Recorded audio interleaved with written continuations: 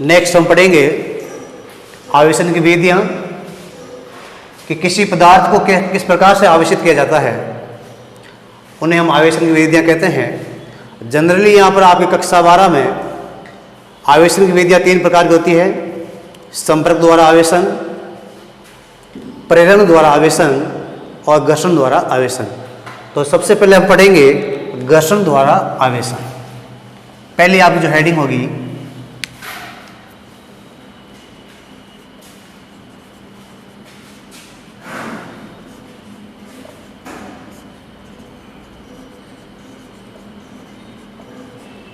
आवेशन, घर्षण द्वारा आवेशन। जब हमने पाठ को स्टार्ट किया था तो उसमें हमने घर्षण विद्युत के बारे में जिक्र किया था।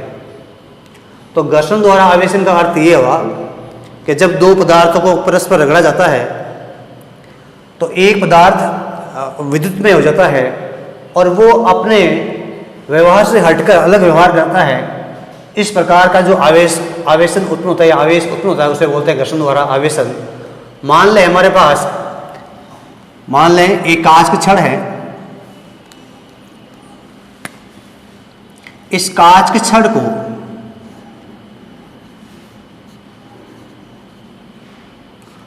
छड़ को जब हम रेशम के कपड़े के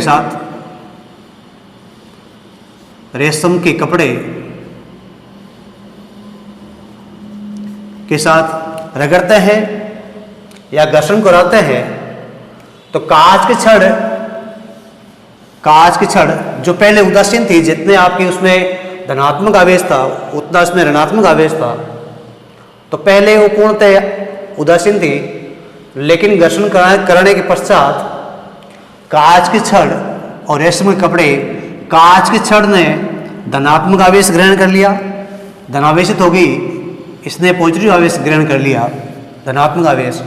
और जो रेशम का कपड़ा है उसने नेगेटिव ऋणात्मक आवेश ग्रहण कर लिया। हम ऐसे कर लें इसके बारे में, तो इसने ऋण आवेश ग्रहण कर लिया।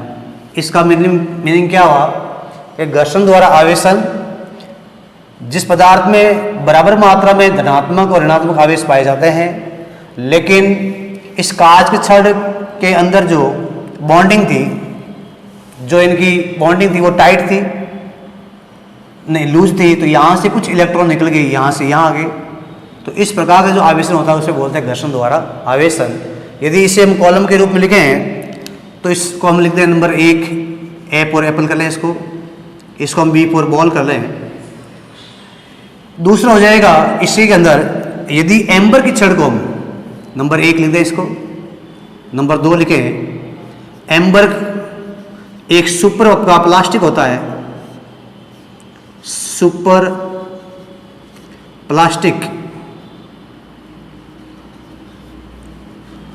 उसकी छड़ को एम्बर की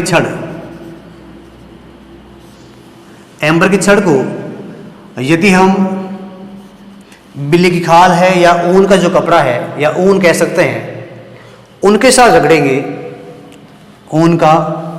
ऊनी कपड़ा बोल रहे हैं,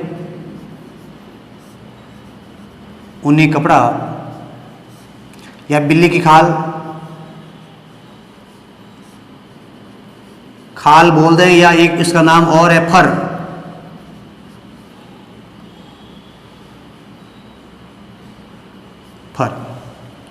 तो एम्बर या प्लास्टिक, वह छड़, एम्बर या जो प्लास्टिक की छड़ है उसमें वो नेगेटिव ऋणात्मक आयन ग्रहण करता है और ये आपका धनात्मक। इस प्रकार से आगे चलेंगे प्लास्टिक के बारे में। कंघा, जो डेली आप हमेशा जो कंघी करते हैं, जो कंघा भी एक प्लास्टिक का बना होता है।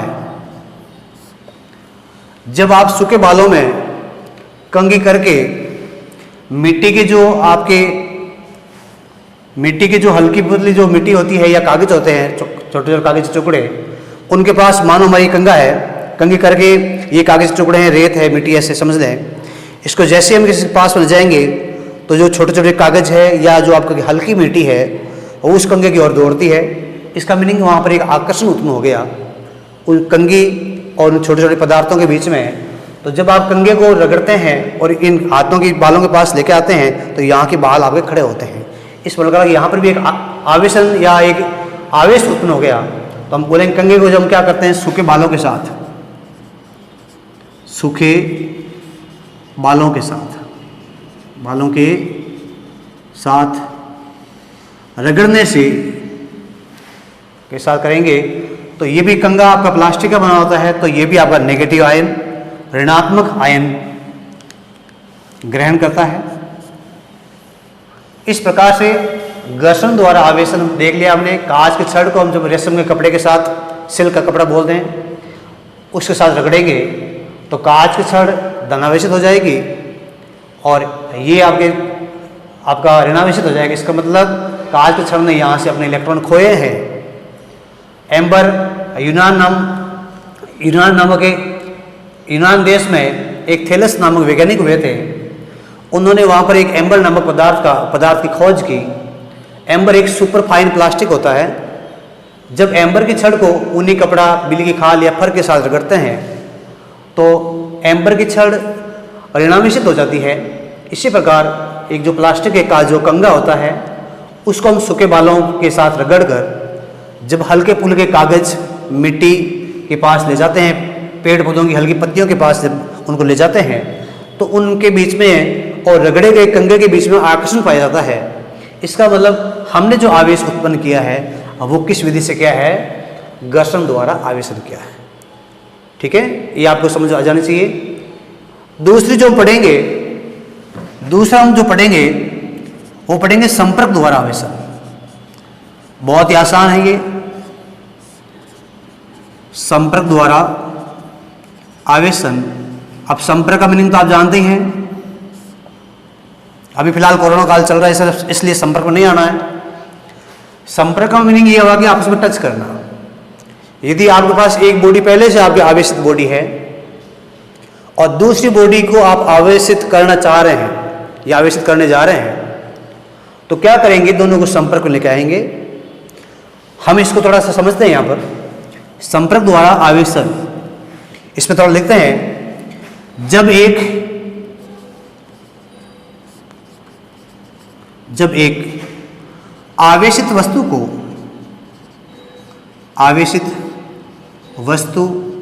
को किसी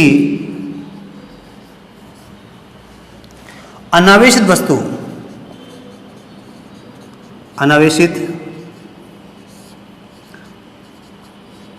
वस्तु के संपर्क में, बिल्कुल कांटेक्ट में, टच करके संपर्क में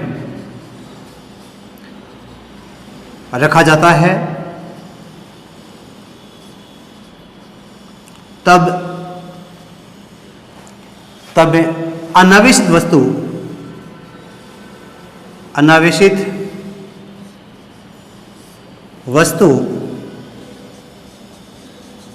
आवेशित हो जाती है। अनावेशित वस्तु आवेशित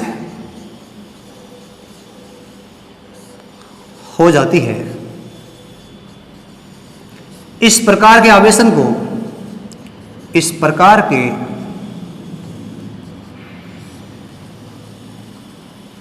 आवेशन को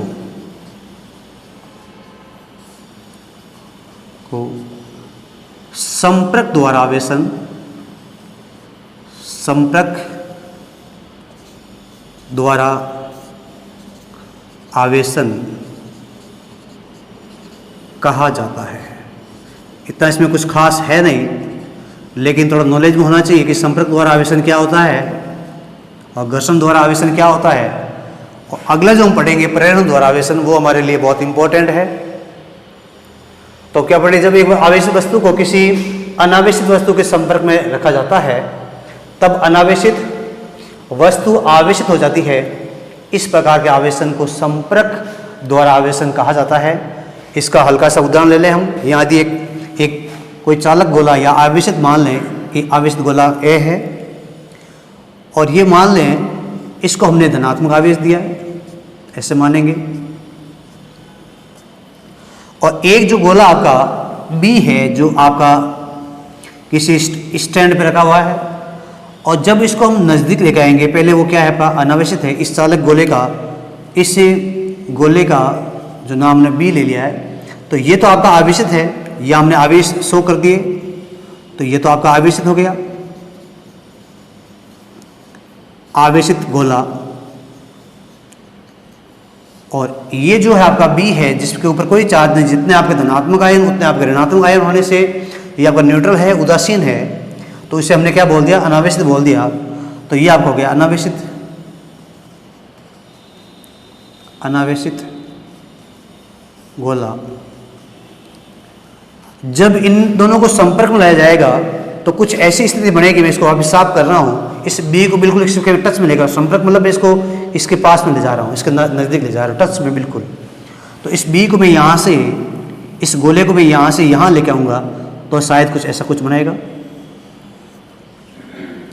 ऐसा बनने से यहाँ के जो आवेश है, यहाँ के जो आवेश है, ये जो आवेश है, ये पूरे आवेश इस प्रकार से फैल जाएंगे। यदि पहले 5 आवेश थे या 6 थे, ऐसे मान लें, 6 मान लें हम, तो कहेंगे 1 2 3, 1 2 3। इसका मतलब उनका आकार समान है, साइज समान है। तो आवेश क्या करेंगे, आवेश किसी पदार्थ के पृष्ठ के ऊपर चले जाएंगे। अब आगे पढ़ेंगे आवेश पृष्ठ के ऊपर क्यों जाते हैं। इसमें ये कोई मायने नहीं रखता है कि आपका जो गोला है खोखला है या ठोस है। पढ़ेंगे जितना आवेश आपका ठोस गोला ग्रहण करता है उतना ही आपका खोखला करता है, क्योंकि आवेश अंदर नहीं रहता। आवेश हमेशा कोई पदार्थ है उसके ऊपरी पृष्ठ पर पाया जाता है, ऊपरी पृष्ठ पर रहता है, ठीक है। और जब इस गोले बी को, अब इस गोले बी को हमने संपर्क करा दिया, हमने इसको आवेशित करा दिया, जब हम इसको दूर ले जाएंगे तो कुल यहाँ पर मान लो पहले 6 आवेश थे, 6 धनात्मक प्लस प्लस के 6 साइन थे यहाँ पर। तो दूर करने के बाद में, दूर करने की मैं स्थिति बता रहा हूँ, हमने इसको आवेशित कर दिया, ये आवेशित हो चुका है। जब इस गोले बी को मैं यहाँ से हटाकर, इस गोले बी को हमने आवेशित कर दिया है, इसको हटाकर वापस मैं इसको यहाँ से यहाँ ले जाऊँगा तो शायद कुछ ऐसी स्थिति बनेगी, ये ऐसे हो जाएगा। यहाँ 1 2 3, 1 2 3, 1 2 3। इसका मतलब पहले स्थिति में आवेशित नहीं था, इसको हम संपर्क में लेकर आए।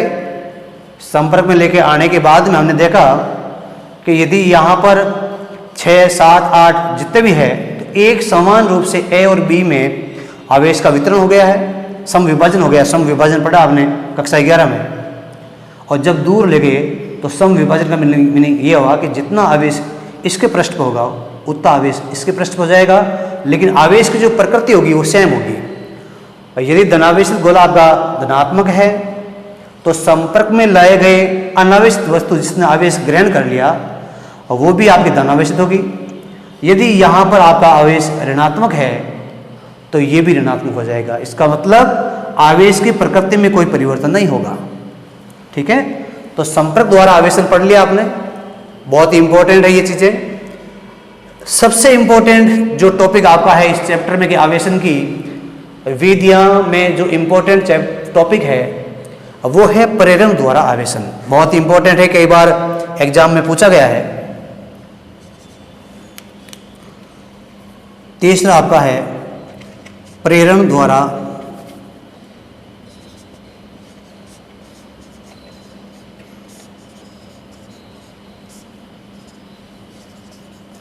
आवेशन। अब प्रेरण द्वारा आवेशन का मीनिंग क्या हुआ, जैसे इसको हम बिल्कुल हल्के में समझे। आमतौर पर प्रेरण का मीनिंग होता है, प्रेरण का अर्थ होता है प्रेरित करना।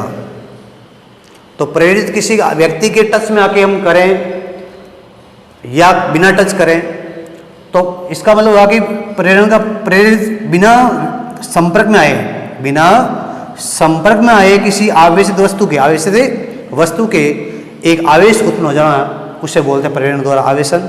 इसको हम समझेंगे। यहाँ पर था संपर्क द्वारा आवेशन। संपर्क मतलब बाय कांटेक्ट करना।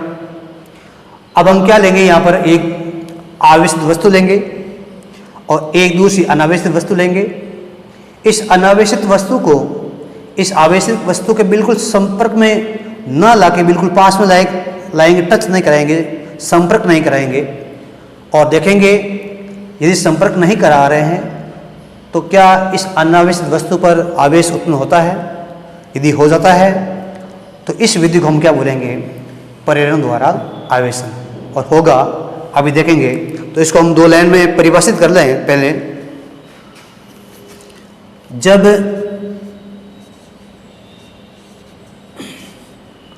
आवेशित वस्तु को या आवेशित वस्तु के पास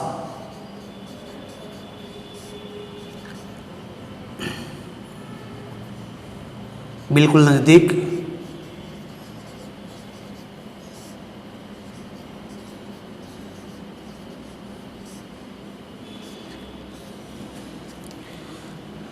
बिना संपर्क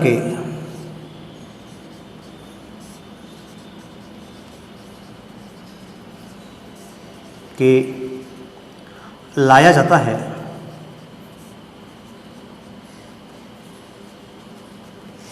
तब अनावेशित वस्तु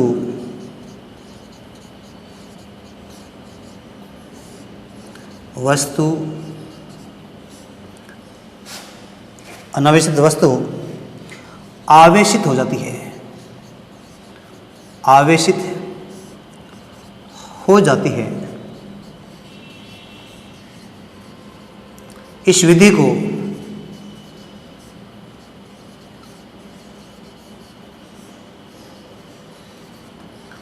प्रेरण द्वारा आवेशन कहा जाता है। प्रेरण द्वारा आवेशन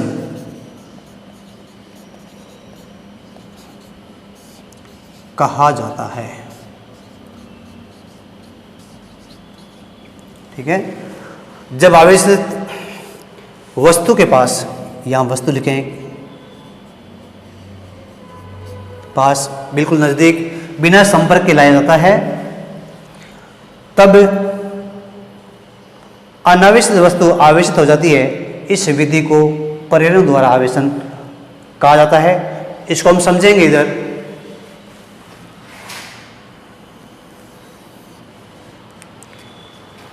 मान लें हमारे पास एक कांच का छड़ है और इस कांच के छड़ को हमने रेशम या सिल्क के कपड़े के साथ रगड़कर कौन सा आवेश ग्रहण कर लिया हमने? धनात्मक आवेश। तो इस कांच के छड़ के पास पॉजिटिव चार्ज है। इसको हमने क्या बोल दिया? वस्तु नंबर 1 बोल दिया, जो हमारी आवेशित है।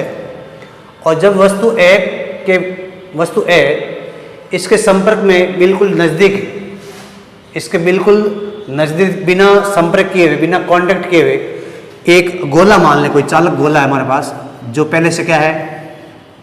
अनावेशित है।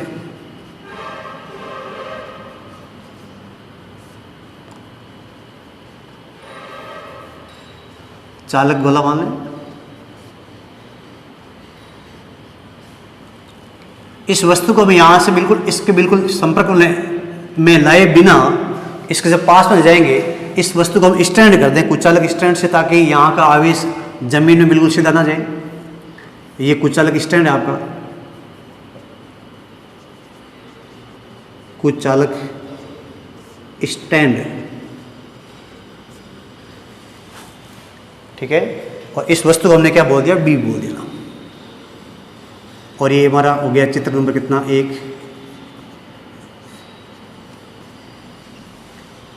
वस्तु ए को वस्तु बी के पास, वस्तु ए आपकी आवेशित है और वस्तु बी आपकी अनावेशित है। इस वस्तु को हमने एक कुचालक स्टैंड की सहायता से यहाँ रखा है। हमें वस्तु बी में क्या उत्पन्न करना है? आवेश उत्पन्न करना है। इसे हमें आवेशित करना है। और किस विधि से हम करेंगे? प्रेरण द्वारा आवेशन। प्रेरण द्वारा आवेशन क्या होता है कि दो वस्तुओं को, एक जिसमें एक तो आवेशित हो और दूसरी आपकी अनावेशित हो, उन दोनों को बिना संपर्क में लाए, बिल्कुल नजदीक लाके छोड़े रखें। फिर उसमें देखें कि किस प्रकार का आवेश उत्पन्न होता है। इस प्रकार की जो विधि होती है उसे हम बोलते हैं प्रेरण द्वारा आवेशन। तो चित्र ए में हमने ये कर दिया कि इसको हम बिल्कुल इसके नज़दीक पास में जाएंगे। जब हम इसको बिल्कुल नज़दीक ले गए तो कुछ ऐसा बनेगा यहाँ पर। इससे मैं कांच के छड़ बोल दूँ यहाँ।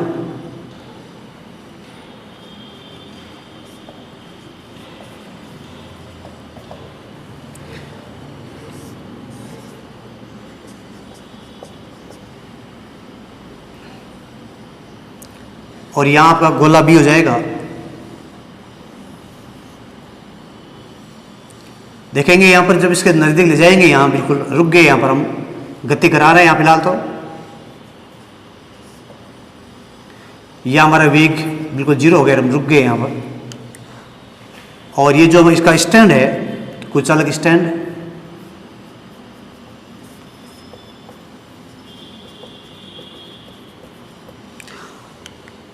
तो जो छड़ ए का छड़ जो ए है उसके बिल्कुल निकट वाला इस अनावेशित गोले बी का जो भाग वो विपरीत आवेश ग्रहण करेगा। इसका मतलब यदि यहाँ धनात्मक है तो बिल्कुल बराबर मात्रा में माइनस माइनस माइनस माइनस आवेश। और इसकी जो दूरवर्ती सतह है, दूरवर्ती जो सतह है, पृष्ठ है, किससे? छड़ बी से। छड़ ए के बिल्कुल जो निकटवर्ती इसकी सतह है वो विपरीत आवेश ग्रहण करेगी और उसी गोले की इस छड़ से जो दूरवर्ती पृष्ठ है उसको हम ऐसे बोल देंगे, और वो बिल्कुल समान मात्रा में धनात्मक आवेश ग्रहण करेगा। इसका अर्थ क्या हुआ? पहले गोला क्या था? अनावेशित था। जितने उसमें आपके प्रोटॉन थे उतने उसमें इलेक्ट्रॉन थे, तो कुल आवेश आपका 0 था। तो पदार्थ पहले क्या था? आपका अनावेशित था, उदासीन था। लेकिन जैसे ही हम कोई एक अनावेशित, एक आवेशित वस्तु इसके संपर्क में बिल्कुल नज़दीक लेके आए, टच नहीं कराया हमने, तो यहाँ की बॉन्डिंग टूट चुकी है। यहाँ के जो बंध है वो टूटे। नेगेटिव चार्ज के धनात्मक और ऋणात्मक क्या हो गया? आकर्षण हो गया। धनात्मक और ऋणात्मक हो गया आकर्षण, और यहाँ धनात्मक और धनात्मक क्या हो गया? प्रतिकर्षण। तो समान जाति के, समान प्रकृति के इनके बीच में प्रतिकर्षण हुआ, और विपरीत जो विजातीय हैं उनके बीच में आकर्षण हुआ। तो इस पदार्थ के नेगेटिव चार्ज इस तरफ और पॉजिटिव चार्ज इस तरफ आए। तो हमने यहाँ तो देख लिया कि प्रेरण द्वारा हमने आवेशन तो उत्पन्न कर दिया। अब आप देखें इसमें कि यहाँ पर जो आपके ये जो प्लस और माइनस है, यहाँ आकर्षण बल थोड़ा मजबूत है और प्लस है, ये थोड़ा दूर है। तो यहाँ प्रतिकर्षण बल तो है, लेकिन वो आकर्षण बल से क्या है? कमजोर है। इसका मतलब ये फ्री है, ये बिल्कुल मुक्त है। इनको हम क्या कर देंगे? मुक्त है, इनको बिल्कुल हम अर्थ कर देंगे, ग्राउंडेड कर देंगे। तो हम क्या करेंगे? इसको चित्र हम भी बोल दें, चित्र भी बोल दें इसको हम। और चित्र सी जो हमारा कुछ ऐसा हो जाएगा,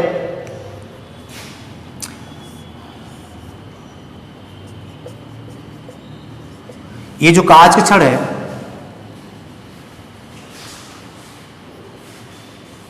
कांच की छड़, और ये जो आपका स्टैंड है, ये नेगेटिव नेगेटिव 4 है, बी है, यहाँ प्लस प्लस प्लस प्लस। ये जो आपके मुक्त आवेश है जिनमें प्रतिकर्षण बल बहुत दुर्बल है, किसकी बजाय? आकर्षण बल की बजाय। तो यहाँ के जो धनात्मक आवेश है, यहाँ के जो धनात्मक आवेश है, इसको हम स्टैंड बनाएं, स्टैंड पे खड़ा करें। कुछ अलग स्टैंड हमारा, एक तार की सहायता से एक चालक तार लगाएंगे और इसको कर देंगे, ग्राउंडेड कर देंगे। इसको हमने कर दिया भू संपर्कित कर दिया। क्या कर दिया? भू संपर्कित कर दिया। तो ये जो आपके धनात्मक आवेश है, धनात्मक आवेश क्या करेंगे? जो आवेश है ये किस में चला जाएगा? पृथ्वी में चला जाएगा। और यहाँ का आवेश, जब यहाँ का आवेश यहाँ चला जाएगा तो केवल बी पर, चालक गोले बी पर कौन सा आवेश रह जाएगा? नेगेटिव रह जाएगा। और जैसे ही कांच के छड़ को हम दूर ले जाएंगे, कांच के छड़ को हम दूर ले जाएंगे, जैसे ही कांच के छड़ को हम दूर ले जाएंगे, इस कांच के छड़ को हम यहाँ से दूर ले जाएंगे, ए को, कांच की छड़, तब क्या हो जाएगा? जो आपका ऋणात्मक आवेश इस चालक गोले की एक साइड में इसका वितरण था, तो ये जो ऋणात्मक आवेश है इस गोले के बिल्कुल पूरे भाग में आ जाएगा। इस प्रकार से हो जाएगा, ये ऐसा हो जाएगा, इतना ये हो जाएगा, ऐसे नेगेटिव चार्ज हो जाएगा। ये इसका मतलब इस पदार्थ में जो पहले क्या था, ये जो पदार्थ पहले जो आपका अनावेशित था, जिसको आप कुचालक स्टैंड पर लगा रखे थे, इसको आपने अर्थिंग कर दिया, तो चालक इस गोले बी ने कौन सा आवेश ग्रहण कर लिया? ऋणात्मक कर लिया। इसका मतलब हम किस आवेश को लेकर आए थे? यहाँ पर हम कांच के छड़ को लेकर आए थे जिसके पास आवेश क्या था? धनात्मक था। हम गोले बी को आवेशित करना चाह रहे थे और किस विधि से आवेशित करना चाह रहे हैं? प्रेरण द्वारा आवेशन के प्रेरण द्वारा आवेशन से। प्रेरण द्वारा आवेशन होता है क्या? एक आवेशित वस्तु को किसी अनावेशित वस्तु के पास में लाए बिना संपर्क के, तो क्या हो जाता है कि एक विपरीत प्रकृति का आवेश उत्पन्न होता है। वैसे हमने किया यहाँ पर, ये प्लस यहाँ पर है, यहाँ का जो निकटवर्ती जो सतह है उसने यहाँ ऋणात्मक आवेश ग्रहण कर लिया, दूरवर्ती सतह है उसने धनात्मक आवेश ग्रहण कर लिया। अब यहाँ का नेगेटिव और पॉजिटिव है, धनात्मक ऋणात्मक आकर्षण बल अधिकतम है और ये धनात्मक और ये धनात्मक आवेश है, इनमें आपका प्रतिकर्षण बल है लेकिन ये दुर्बल है किसके बजाय? इस आकर्षण के बजाय। तो यहाँ के ये मुक्त आवेश है उनको हमने भू संपर्कित कर दिया। भू संपर्कित करने के बाद में जैसे छड़ को हम दूर ले जाएंगे तो पूर्णतः जो आपके नेगेटिव चार्ज एक तरफ जो इकट्ठे थे इस पूरी बॉडी पर जो पहले अनावेशित थी अब आवेशित हो चुकी है और कैसा आवेश ग्रहण कर लेगी? बिल्कुल विपरीत कर लेगी। इसका मतलब हुआ कि प्रेरण द्वारा